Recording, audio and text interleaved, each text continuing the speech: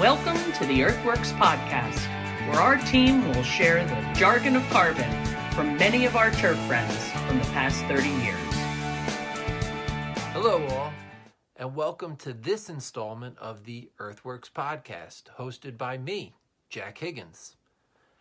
How gracious was our guest, Josh Saunders of Lancaster Country Club, to spend 1 hour with me on a video call on his birthday. In this conversation today, you'll get to hear Josh and I talk about Lancaster Country Club and the plans they have to host the Women's Open in 2024. You'll hear Josh discuss the challenges that he has with a course that's prone to flooding. He has to manage many different turf types, particularly in the rough and the intermediate. And there's also a really interesting section about the two different type of root zone profiles that he manages across the 27 holes of his golf course. And you'll hear him talk about some of the changes he's made on the golf course and some of the things he'd still like to accomplish before he hosts the women's tournament. Did you see the video yesterday? Yeah, I saw the one where I should come mow your yard. I've got two mowers and neither of them are working right now. Well, actually, the National's working. It's just that it's at a local golf course. It's at East Orange Golf Course. I had to get a new roller put on it, and he sharpened the wheels for me. It's pretty nice. And then Joel gave me his old lawn tractor because he moved like kind of into Lambertville, which is kind of like a little town. He's a townie now, so he doesn't have a yard. So he gave and that needs a new battery. Oh, sounds like a lot of excuses to me. Yeah, you're right, because I do still have a push mower. There you go. Okay, so Josh, I really appreciate you taking the time here on your birthday. Hey, yeah. Happy birthday to you. Hey, I appreciate it. 32 feels really good. Really good. That's good. That's good. So, okay. Well, some of the things I wanted to talk about today was you, I'd say recently, but it's been 2 years that you've been at Lancaster Country Club? I started February of last year. So just, a year and 2 months now. Okay, cool. So you're going to be hosting the women's US Open in 2022? 24. Okay, 2024. You got to give me a little more time to prepare, Jack. Okay. Well, that's exactly what I want to talk about because, you got to the golf course. You had, at that point, 5 years to get ready. Yep. And what I want to discuss is kind of what you saw when you started work and what your vision might be for the tournament in 24 and kind of the changes that you'd like to make. And you prepared some pictures that I'll be able to put on screen here, and we can discuss some of the work you've done and some of the work that you still want to do. Okay. Sounds good. All right, man. Good deal. And we can discuss some of these pictures. So let's start. This is kind of just a view of the golf course. Tell us a little bit about Lancaster Country Club. Yeah, how old's the course? Well, the course was originally founded in 1900, but Flynn came in and built it in 1920. So it moved from a different location during that time. And he built the original 18, and then I believe in the early 30s, we purchased a part of land on the other side of the Conestoga River and rerouted the original 18 to form holes 3, 4, 5, and 6 of the Flynn course. And then in the early 90s, the club built another 9 holes, which is known as the Highlands 9. Great old classic traditional layout, typical Flynn design with topography, pinch points and greens. Just a really, really special property. Blew me away during the interview process. And then getting the job, you know, I was very fortunate, very lucky in what I inherited. I inherited an unbelievable staff, a staff that I would put up against anybody in the country, believe it or not. Agronomics were sound and good. You know, it was just a few tweaks. I think that's kind of the beauty of our industry. You know, there's multiple ways to skin a cat. No one's, you know, truly wrong at how they go about things, and no one's truly right. And that's why we get to rely on our peers in the industry to brainstorm and network and make decisions and make things better. But what it really did for me, Jack, is it kind of allowed me to approach the place knowing how great the operation was and how sound the agronomics were. It allowed me to kind of approach it from a different view during the interview process and during my first few weeks. I mean, of course, things jumped out at me that I wanted to change, but I didn't necessarily have to reinvent the wheel. So that's great. You know, it kind of allowed me to go hole by hole and think of things that I could do aesthetically to make the place better. Agronomically, things that I could do to make the place better. How to improve the growing environment with tree removal, how to improve playability with drainage. Well, now we'll be able to get into that because I know you provided some pictures that kind of discuss those exact things. Before I take this picture down, tell us what hole this is. Is this on the main 18? Yep, that's on the Flynn course. That's number 1 from the white members tee. Just looking right down the fairway as we're doing morning setup. Cool. Par 4. 2 fairway bunkers and kind of a classic Flynn setup with a lower bunker on one side of the green and a high bunker on the other. Is that right? Got it, buddy. You got it. In my short greenkeeping career, I also worked at a Pennsylvania classic Flynn design, Lehigh Country Club. Not too far down the road from you, about 70 miles. Made it there, but I've heard good things about it. You'll get there. Okay, so let's see. I think Joel's supposed to line that up, isn't he? Yes, he is. Yeah, he is. Okay, here's another cool shot, just of the golf course in play time.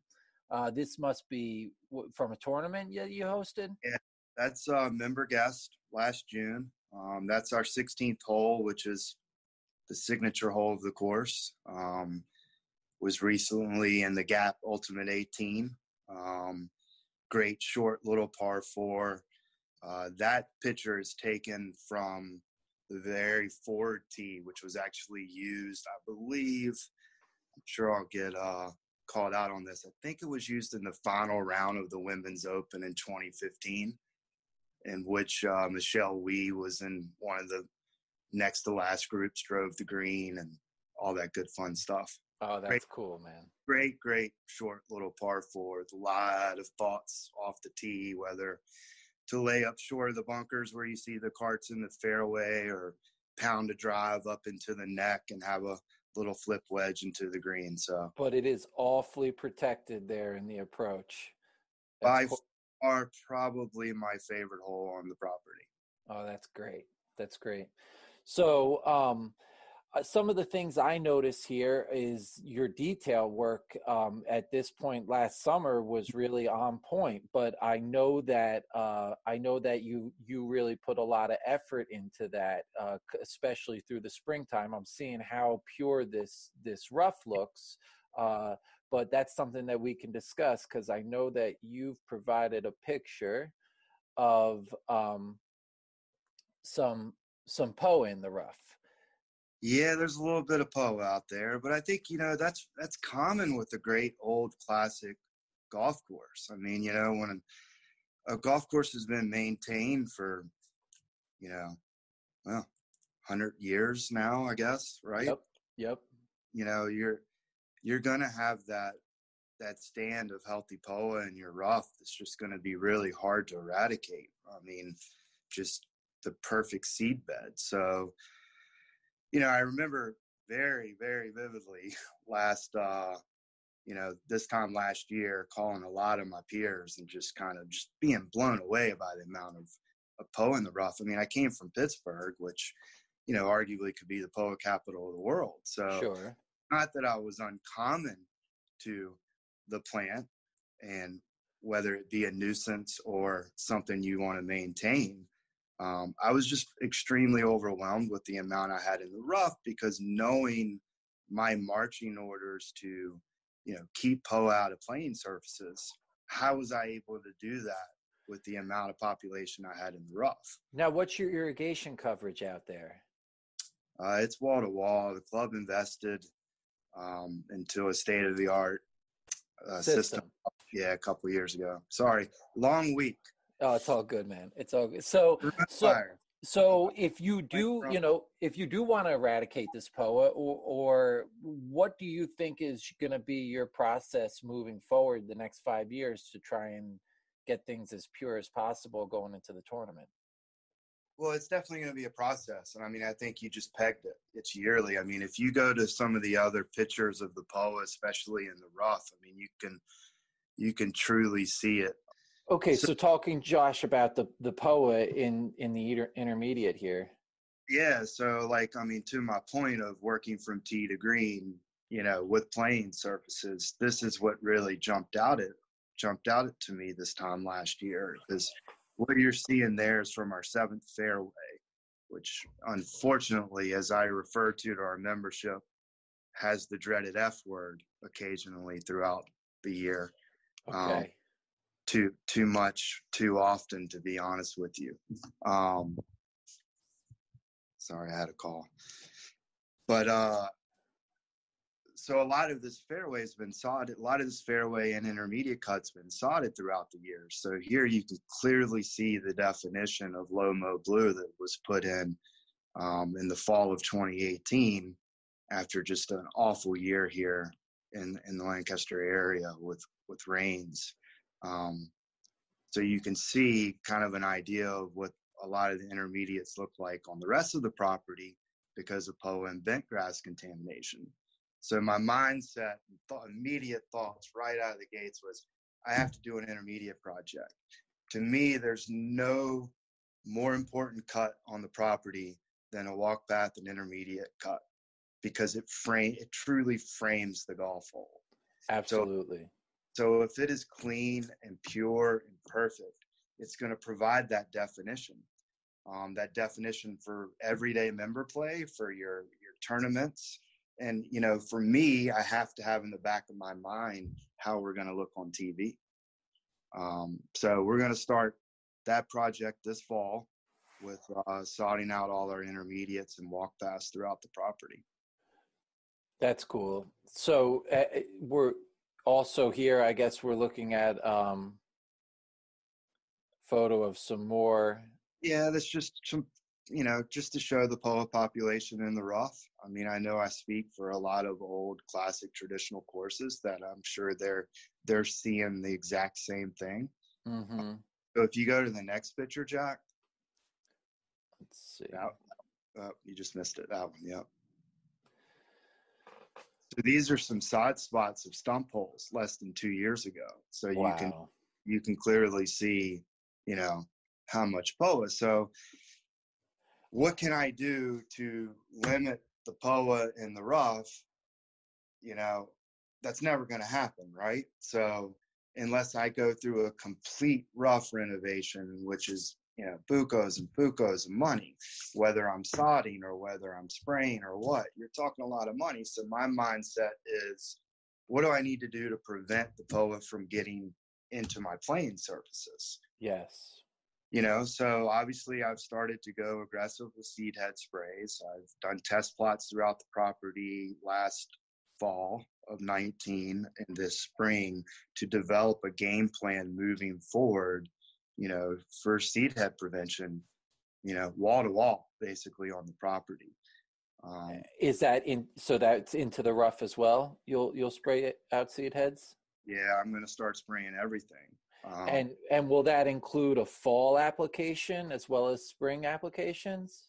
You know, going back to my Pittsburgh days, I never truly believed in the fall application. You know, like, why do you want to punch something when it's already down, right? Like, you're going to go out, you're going to put out these growth regs, these, seed head preventions for the spring, but you're also going out and putting a harsh product down on your plant when it's dealing with frost.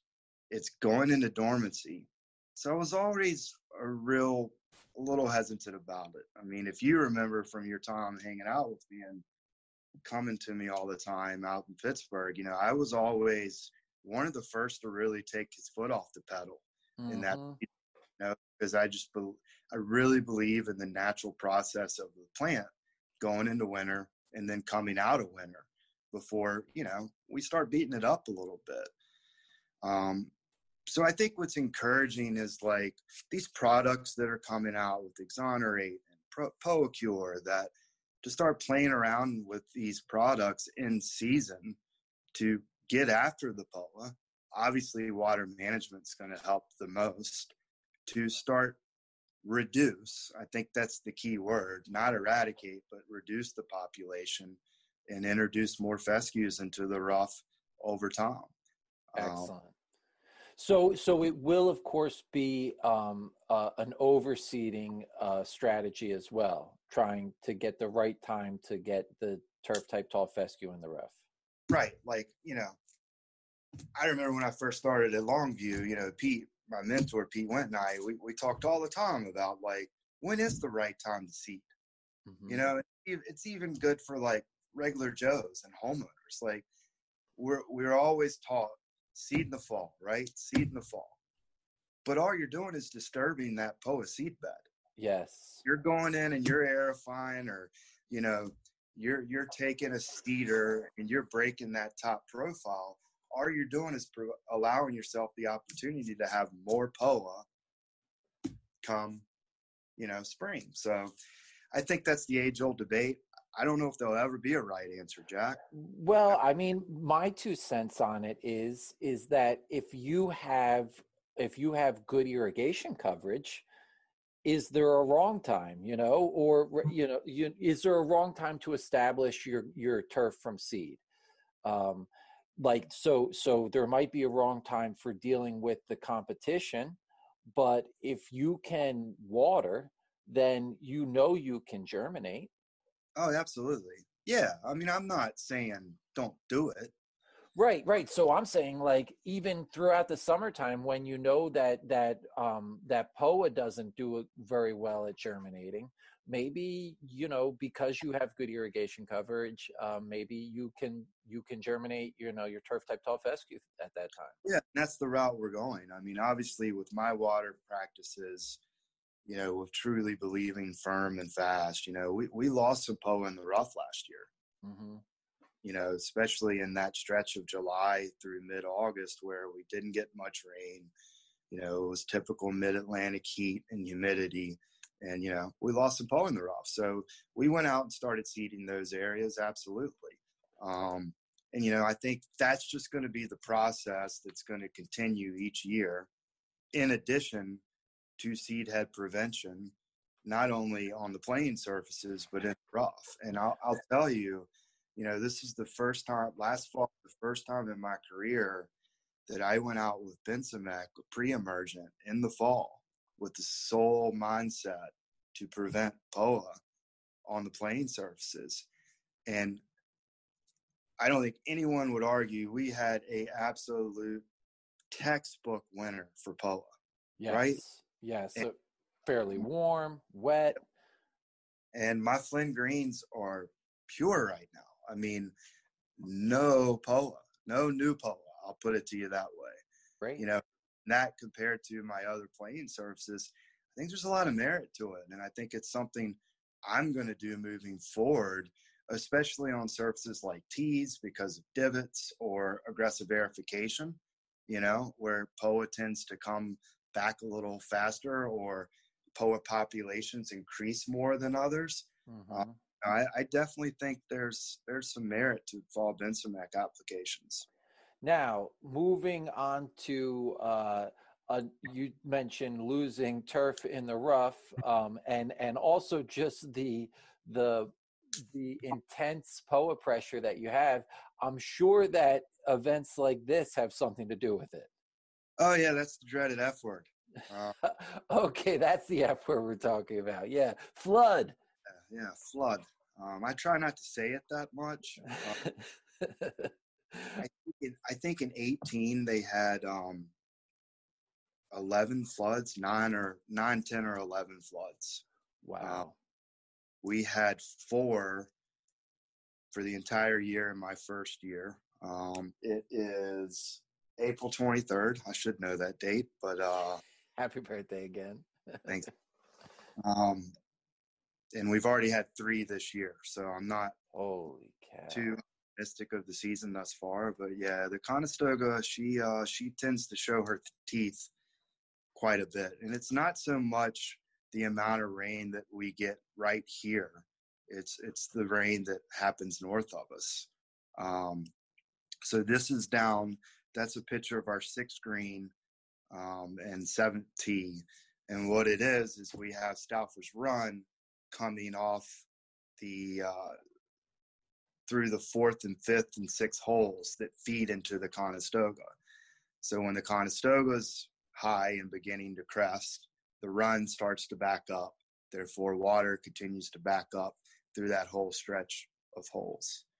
Wow. And when is this, in the fall? Yeah, that was in early October. Wow. Let's see, any other cool flood pictures are cool to me. I don't have to deal with it. Yeah, similar, right? Is this 12? This is 7. That's number 7 fairway. Okay. So that's the same picture as I mentioned earlier with the intermediate cuts. You can obviously see why at times they have to do some sodding on those holes. Sure.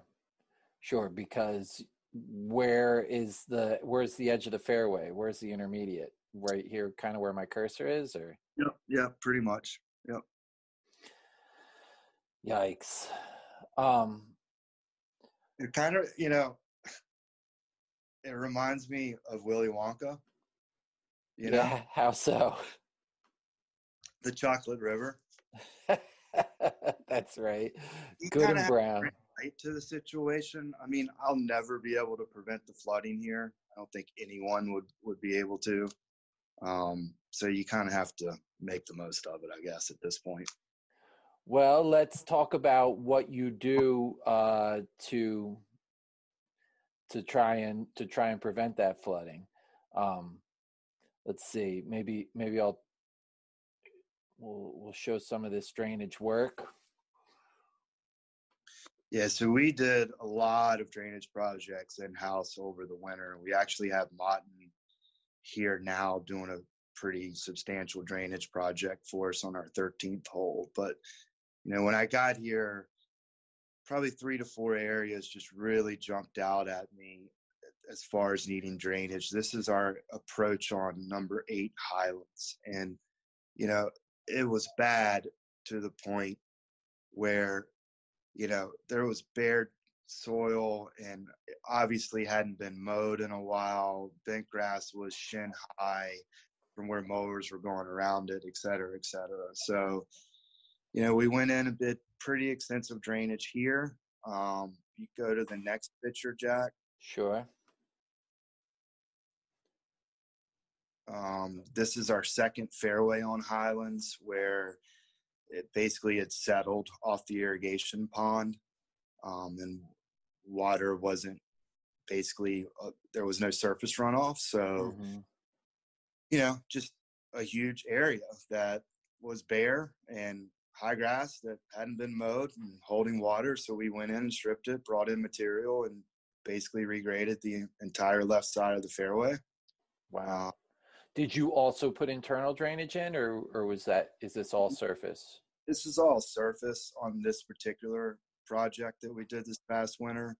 The contour and the slope of the fairway didn't really you didn't really need internal drainage. Also, the pond that you see to the left of the cat there is our irrigation pond. Because we're constantly pumping from the river up, that pond is always full. So it's almost impossible to put internal drainage there because it would be below the water line. But then on our 7th hole, which, you thought was so cool to see the flood, we went into each swell and put in, 6-inch and 4-inch drain basins to help with the cleanup process.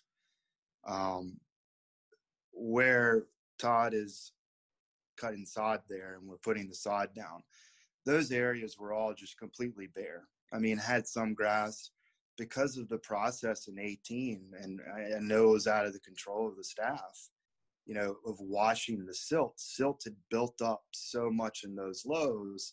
Water wasn't allowed to exit fast enough, but it also killed the existing grass. Wow. We went in and stripped out those lows, lowered them a little bit, put in these basins with the mud faster into the basins, faster off the turf to help alleviate losing turf in the rough and in the lows over time.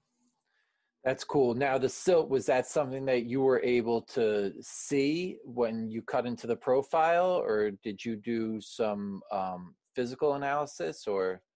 You could clearly see it. I mean, there was layers upon layers from just years of flooding.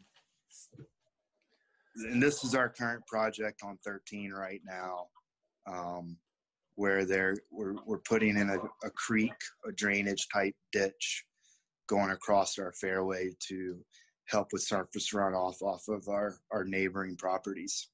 Now, will this change the way the hole plays?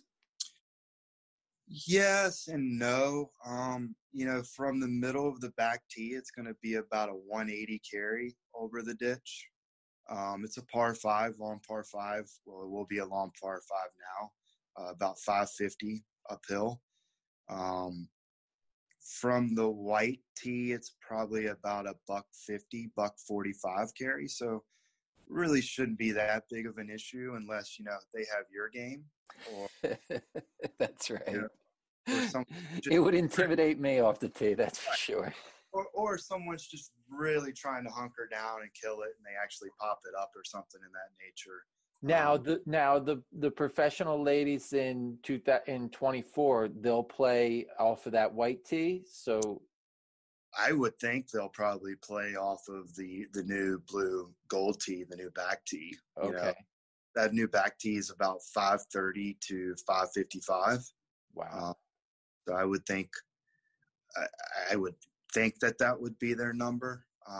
But that's the beauty of USGA too, and the parity of their setup. I'm sure they'll move them up one day, and so it's just gonna provide a lot of different shot value for them. That's cool. Okay, so Josh, we're looking at 2 different profile shots here. What can you tell us about them? So the one on the left is from our Flynn Greens, which makes up the championship course. Okay. And then the one on the right is from our Highlands 9, which is a Poe and bent mix set of greens, constructed in the 90s. The ones on the left were rebuilt in 2011, USGA spec. So obviously, looking at the pins, you can clearly see the difference in the top sections of both profiles. I'm actually a big fan of the one on the right. I know this is your expertise, Jack. But the cleanness, is that a word? Clean? Yeah. Yeah, it is a word. Hey, it's my birthday. That's it, dude. It's for you. As my assistants would say, it's just another Yoshism. But anyway, when you look at those top 2 sections, obviously the biggest difference and why there isn't so much build up in Flynn is because they're newer profiles. But the one on the right in Highlands, the area in between the pins, not so much if you look at the contrast in browns, kind of the darker shade. But that top section, just how clean it is. No layering, great infiltration. and enough organic matter there to protect and to Yes. provide playability, to provide firmness, to protect from wear, et cetera, et cetera. And I don't have that luxury on Flynn. The greens with soil test are all well below 1% of organic matter. And it showed this past season when we were in mid-season, July or so. I mean, a lot of spike marks, a lot of ball marks, just Right. no ability to withstand that type of pressure.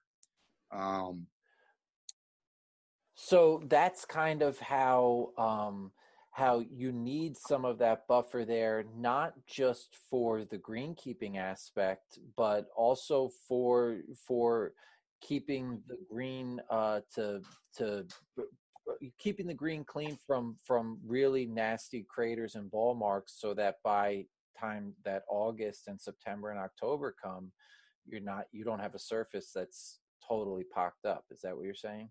Oh, absolutely. I mean, I think so. Look, here's the fine line with organic matter, right? I mean, you can have too much or you can have too little, right? So, and I think what the common misconception is you cannot have organic matter. You can't. It restricts drainage. It doesn't allow water to infiltrate. You can have firmer playing surfaces if you have no organic matter, right? I mean, how many times have we all heard that? You hear it over and over, yes. But, you know, in all reality, some organic matter is beneficial to providing excellent playing surfaces. You just stated it, in allowing wear, recovery from ball marks because they don't explode, foot traffic. Also, from a soil biology approach, all the goodness and funness that happens within that layer, So it's just a fine line and having enough that's good, but not too much that's bad. And I don't really know how to word it any other. Well, yeah, I completely understand. I mean, and also not all organic matter is equal, you could talk about a really thatchy organic matter that is going to further hurt your playability. It's going to further make it more difficult to maintain, a good surface, and as the greenkeeper, you're gonna chase a lot of more wilt with that thatchy organic matter. Or you can have more of a humified organic matter, more like what we see in the right picture, where you'll gain a lot of the benefits of that humus, both agronomically and then also, as we discussed, the playability side of it. Right. And I think, you have two picture perfect examples of both scenarios that you described right there. I mean, when you left, you can see the layering that's common with newer greens, Sure, right? sure. I mean, you're going to get thatch build up. You're going to get build up in that layer, in that top layer, because they're new surface. They're new profiles. So that's why, I knew kind of right from the gates that I needed to kind of get Flynn more towards the picture on the right, just from an overall playability and plant health standpoint. Cool. And you're well into that process. I mean, yeah. What are some of the things you're doing? Yeah. So if you go to that next email with the profile, so in my first year, I did not pull a core at all on all of Flynn. All we did was 3/8 soliton and adjusted the dry eject machine to be in the top, just to really try to break up that layering that we just previously saw in between the pins, to help with drainage, to help with infiltration, but also to try to, for a lack of better words, muck up that top profile. You didn't pull a core because you didn't really have any organic matter to pull out. Yeah, for the most part. Absolutely. And you didn't want to further destabilize that root zone. Absolutely. So, And, I think the practices work, that in combination with the program. I mean, the picture on the right was taken just before aerification in August of last year. Mm-hmm. Yeah.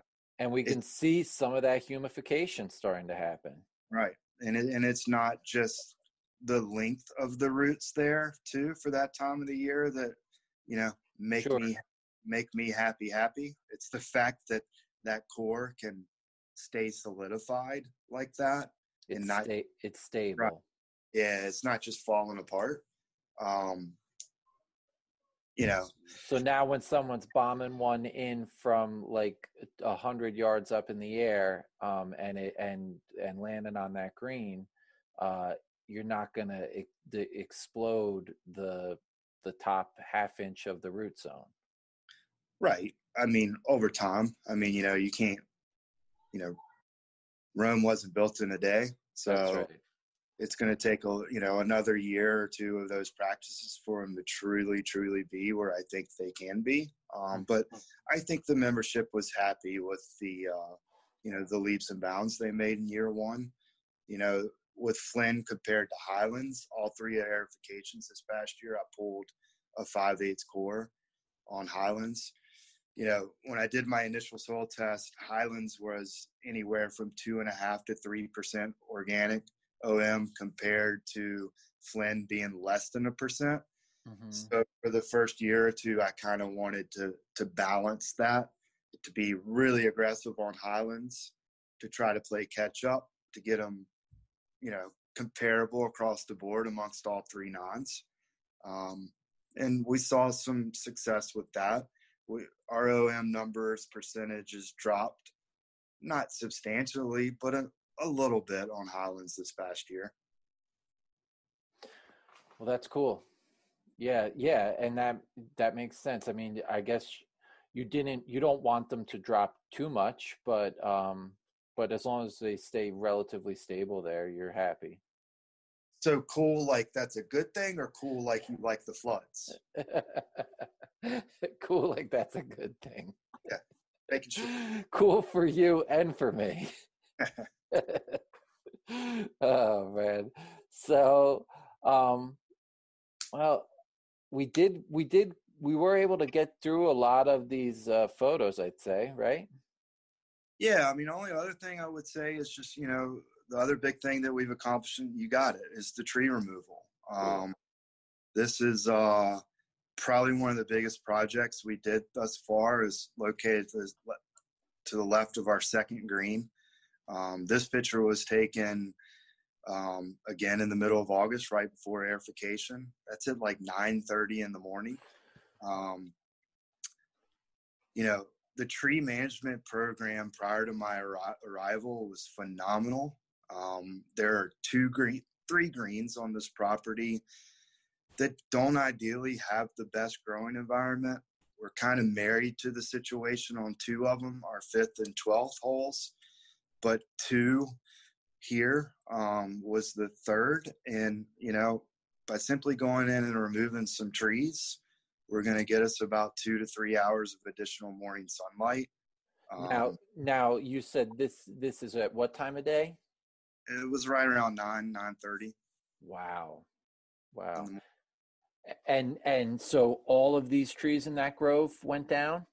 Yeah, if you go to the next picture there, bud, you can. All right, let's have a look. Before, after.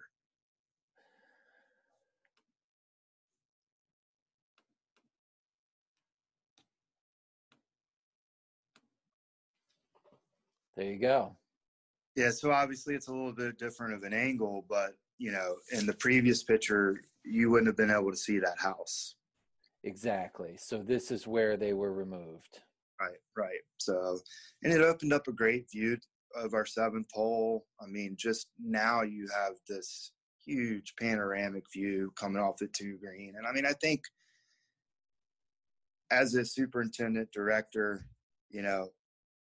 everything is plant health first. It's agronomics first. But when you're selling a membership on something, having the ability to express the importance for plant health, but also provide an aesthetic feature, is only going to win them over. especially in such sensitive times with tree removal. And we have a couple other projects in store with thinning some herds and reducing some tree lines to increase airflow and visuals and sight lines and et cetera, et cetera. But huge difference in properties for me and what I inherited at Longview compared to here. I mean, the tree management project, program prior to my arrival was pretty phenomenal. Well, I think that I've heard you cover a whole number of aspects of your job, and a lot, and we really didn't even touch into personnel, but you mentioned a lot about the playability of the golf course, the agronomics that you're dealing with in terms of the root zone profiles, the managing the drainage and the flooding, the managing the turf types, and that kind of leads into the aesthetics that you mentioned. You talked about how the intermediate cut and the walk path really frame out the whole golf course, and really, or certainly the golf hole, but really the golf course. And further on aesthetics, you talked about how you really manage a total experience for the golfer on your property. Like this tree work that you did here off the second hole, it augmented, not only did it help with agronomics, but it augmented the experience for the golfer. Yeah, so, I think for me, when a golfer, member, guest set foot off this property, when they hold that last putt on 18 and they go into the 19th hole and have that cold one, or they get in the car and head home with their buddies, I want them to reference the golf course condition wise, but also the experience. And to me, the experience encompasses conditions, aesthetics, the wow factor. And, I think it's a pretty special feeling when someone can make comment on that, wow, this place could host a championship tomorrow, but man, what an amazing piece of property. Because that's telling me that, not only the work I'm doing, but the work that my predecessors have done prior, and the history and tradition of this club is standing out and has stood the test of time for everyone that set foot on this property. And I think aesthetics and playability, in my opinion, are the two driving forces for me on a day-to-day basis. It's the attention to detail and how is this golf course playing? As a superintendent, I kind of want to beat people up a little bit. You know what I mean? Bring them to their knees a little bit when they're out there. Sure. I hope a lot of my members don't watch this, but well, they're golfers. They expect it. I mean, it's a challenge, and I think this property can be a challenge, and therefore I want to maintain and provide the playing conditions that provide a challenge for them. So when they four putt number 2, they may complain as they're walking off the green, but then all of a sudden they're going to see this beautiful panoramic view, and they're going to forget about it by the time they get to number 3. That's the way Absolutely. I look. So I think in order to be successful, especially at this point in my career, I have to find a great balance between both playability and aesthetics. And as long as I can continue to do that, I think we're going to do well. I think you're exactly right. Josh, I really, really thank you for taking the time, especially on your birthday. Happy birthday again. No worries. This was fun. I think that this is going to be a really cool podcast for everybody. So thank you so much, Josh. Yeah. No, I appreciate it. And thanks for the invite. I love my relationship with the entire EarthWorks family. You know, I'm a big believer in the products, but not only that, the people. You know, and I just kind of just want to say hello to everybody. I know we're going through tough times, whether you're a big private club or a small, you know, just a small outfit. And you know, I know I speak for everyone that we look forward to see people out there playing golf again. But, you know, also remember to take care of yourselves. You know, it's going to be a long year. It's not starting off like any of us envisioned. And I think it's very important to try to take a step back and realizing we're just at the start. You know, all this could pass and we're going to be right in mid-season form. And we all know how stressful that is. So just, you know, make that effort to take a little time for yourself during this period and stay safe, stay healthy. Very good advice, Josh. Thank you so much. And I really appreciate what you said about us at EarthWorks. We're very grateful for our relationship with you too. Absolutely. Just get me on at Lehigh and I'll be happy. You're there, buddy. Yeah, have a good night. Enjoy them tomahawks. You got it, buddy. Take care. All right, see ya.